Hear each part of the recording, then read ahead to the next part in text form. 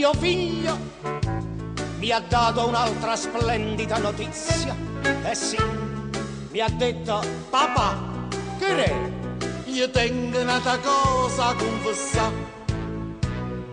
Dimmi, Antonio, ti sei guarita quella fantasia? Anto, papà, è proprio questo che ti già parlato. Io voglio andare a vivere qua Armando. Mi sono affittata casa in Capastanda.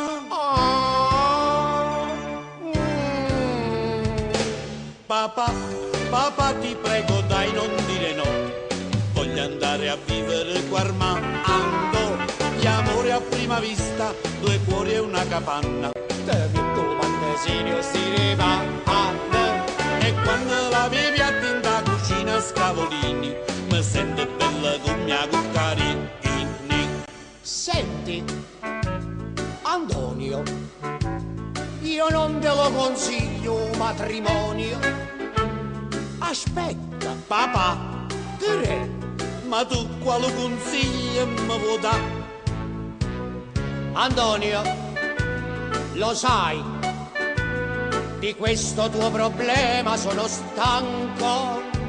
Va buono, Papà, allora tutti chi che voglio fare?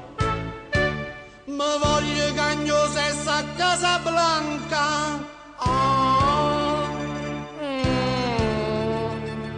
Ma mi dovresti fare un assegno in bianco.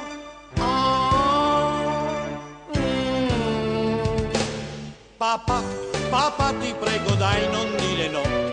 Voglio andare a vivere qua Armando. Andiamo a Casablanca, ho fatto già il biglietto. Mi trovo là, mi faccio pure il petto. Avevamo prenotato ristorante e bomboniere. Portammo tutto quanto a bersagliera. Papà, papà ti prego dai non dire no. Voglio andare a vivere qua Armando.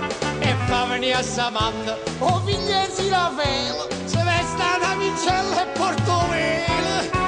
Papà non fa così, una sorpresa poi ti faccio. Facciamo venire a Davide Mengoni.